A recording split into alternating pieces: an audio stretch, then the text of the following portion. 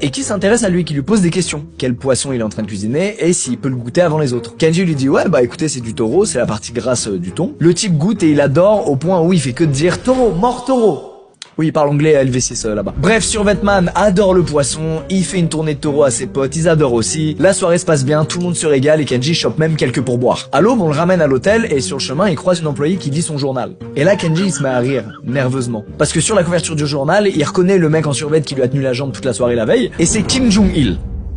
Directement. Alors à l'époque c'est pas encore le boss du pays mais c'est le fils du dictateur en place. Que se serait-il passé si Kim Jong-il n'avait pas aimé le taureau? Kenji arrive à son hôtel, il rentre dans sa chambre et il trouve une enveloppe contenant 500 $ et une invitation à revenir préparer des sushis le lendemain. Le taureau il a vraiment plus savant, en même temps c'est délicieux. Et c'est donc comme ça que Kenji va peu à peu fricoter avec un turbo dictateur. On se parle d'un gars terrible, accusé d'avoir fait kidnapper des gens à l'étranger, d'avoir commandité des attaques, des assassinats. Mais à ce moment-là, encore une fois, Kenji tout